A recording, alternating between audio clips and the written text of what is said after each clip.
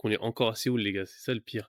C'est que là, on est à Séoul. Regardez derrière moi, il y a des montagnes et 서울을 걷다 보면 가끔 이런 생각이 듭니다. 이 도시를 처음 보는 사람 눈에는 과연 어떻게 보일까? 지하철 환승 한번, 골목 하나, 산 하나. 이 외국인이 서울에 도착하자마자 가장 먼저 한 일은 지하철역으로 가는 것이었습니다. 이유가 있었는데요. 바로 기후 카드, 즉 서울 교통카드를 구매하기 위해서였습니다. 카드 가격 3,000원에 7일 무제한 이용권이 2만원. 그는 이 금액을 유럽 기준으로 환산하면 딱 15유로라며 눈을 동그랗게 뜨고 맙니다. 20 000 won. Du coup, ça vous fait 15 euros. Et je vous jure que c'est super rentable parce que si vous êtes comme moi et que vous prenez 4-5 fois les transports par jour, ça monte vite. Donc là, pour 15 euros, pendant 7 jours, vous pouvez aller où vous voulez. 유럽에서 지하철 한 번 타는데 23유로는 기본이고 런던 같은 경우 일주일치 교통비만으로도 수십 유로가 훌쩍 넘어갑니다. 그런데 서울은 단돈 15유로로 7일 무제한이라는 것 자체가 이 외국인에게는 상식 밖의 일이었던 것이죠. 그런데 지하철역을 나오며 이 외국인은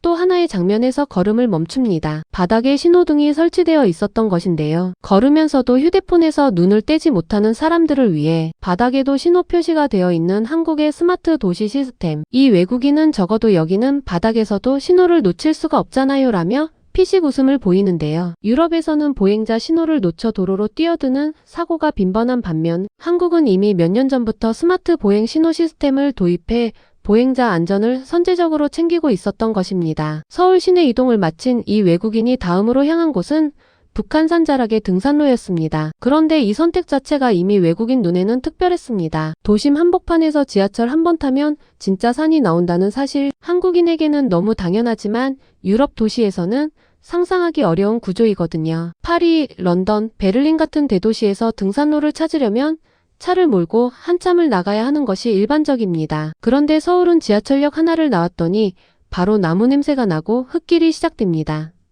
등산로에 들어선 직후 이 외국인은 주변을 둘러보다 카메라를 들이댑니다. Si les gars, pour la petite randonnée, c'est fou parce que là, derrière moi, il y a plein de buildings. C'est grave rempli de buildings. Ça se voit que c'est un quartier un peu des affaires. Et juste au milieu, il y a une sorte de petite randonnée à faire avec une vue sur Séoul. Ça, c'est pas magnifique. C'est devenu tout calme. Il n'y a plus aucun bruit quasiment. Plein milieu du parc. 그 자체가 이 외국인에게는 이미 서울의 수준을 보여주는 증거였습니다. 1시간 남짓 산을 오르며 이 외국인이 발견한 것은 또 있었습니다. 등산로 중간에 웅장하게 자리 잡은 한국 사찰. 아무도 없는 고요한 산 중턱에서 마주한 사찰의 풍경에 그는 연신 정말 놀랍다는 말을 반복합니다. 일본 사찰과는 다른 매력이 있다면서도 둘 다 훌륭하다고 평가하는데요. 특히 산과 숲 한가운데에 자리 잡은 구도가 너무 아름답다며 한동안 그 자리를 떠나지 못하는 모습이 인상적입니다. 정상에 가까워질수록 서울 시내 전경이 펼쳐지는데 이 외국인은 역에서 출발해서 여기까지 오는데 약 2시간 정도 걸렸는데 솔직히 나쁘지 않아요. 경치가 정말 아름답거든요 라며 만족감을 드러냅니다. 그리고 여기서 중요한 포인트가 하나 있습니다. 이 외국인 서울 시내에서 20분 거리에 산이 있다는 사실에 가장 크게 놀랐다고 하는데요. 아직 서울에 있다는 게 믿기지 않아요. 내 뒤를 봐요. 산이 있잖아요 라며 진심으로 당황하는 모습을 보입니다. 세계 수도 중 이렇게 도심 가까이에 실제 등산이 가능한 산이 있는 곳은 사실 드물거든요. 산에서 내려온 이 외국인이 향한 곳은 홍대였습니다. 젊은이들로 가득한 홍대 거리에서 그는 우연히 K-팝 공연 현장을 목격합니다. 길거리 한복판에서 펼쳐지는 공연, 그리고 그 공연을 따라 노래를 부르는 수십 명의 사람들. 이 외국인은 잠시 발걸음을 멈추고 그 모습을 카메라에 담으며 이렇게 말합니다. K-pop, c'est fou. Ça a une grande place dans leur cœur. Hein. C'est fou. Vous avez vu tous les gens qui regardaient là? Carrément, ça chantait ça les encourageait, ça chantait la musique. Non mais vraiment, ce quartier pour les jeunes, il est. 등산으로 쌓인 배고픔을 채우기 위해 이 외국인이 선택한 음식은 비빔밥이었습니다. 관광객들이 잘 찾지 않는 숨겨진 작은 식당을 골랐는데요. 숙주나물, 당근, 김치, 야채, 참기름, 계란, 밥 한 그릇에 10,000원이었습니다.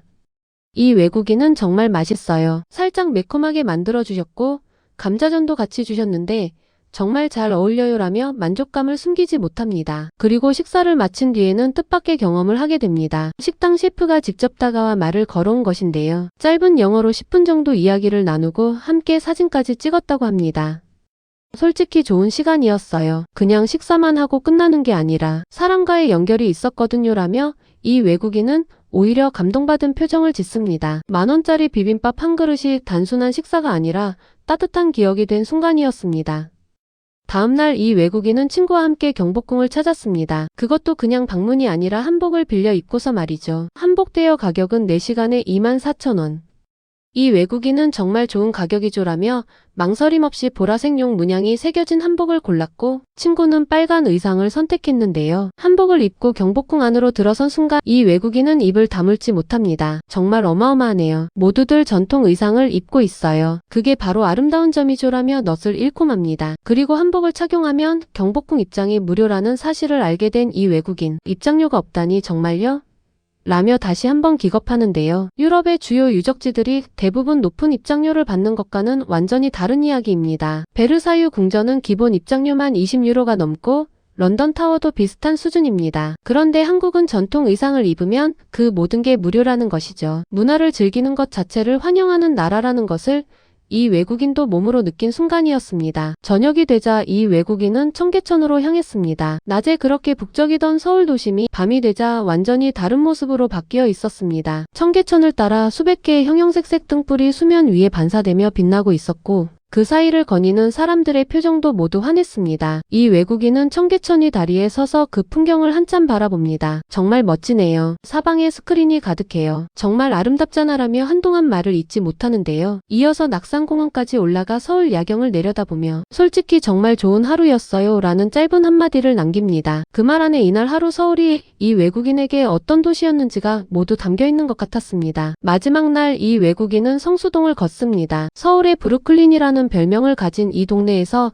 그는 컨테이너를 개조해 만든 상점들, 빈티지 중고품 가게, 세련된 팝업 카페들을 차례로 발견합니다. 모든 면에서 독창적이에요. 사람들도 옷을 정말 잘 입어요라며 감탄을 이어갑니다. 그리고 서울숲으로 이동한 이 외국인은 공원 안에서 포켓몬, 팝업 파크를 발견하고는 문이 닫혀 입장은 못했지만 어린 시절 기억이 한꺼번에 밀려온다며 한참을 그 앞에서 서 있습니다. 그리고 서울에서의 마지막 저녁 식사. 이 외국인은 한국에서 유학 중인 프랑스 여성들의 추천으로 한국식 바비큐 식당을 찾았습니다. 테이블 위에 숯불 위로 여러 종류의 고기가 올라가고 김치와 무, 소스가 차례로 등장합니다. 이 외국인은 솔직히 말해서 그날 저녁은 정말 최고였어요. 서울에서의 마지막 날과 밤은 환상적이었고 이틀 더 머물렀으면 좋았을 텐데 하는 아쉬움이 남습니다. 라고 말합니다. 9일간의 서울 일정을 마무리하며 이 외국인은 마지막으로 이런 말을 남깁니다. Franchement, il y a tellement de choses à faire à Séoul. Et en plus, si vous avez des petits day trips à gauche, à droite, à 1 heure de Séoul, vous pouvez passer des journées. Franchement, ça vaut 그 일상 하나하나가 이 외국인의 카메라에는 놀라움으로 담겼습니다. 오늘의 대한뉴스 영상은 여기서 마치겠습니다. 구독과 알림 설정으로 다음에 더 즐겁고 감동적인 영상으로 찾아뵙겠습니다. 시청해주셔서 감사합니다.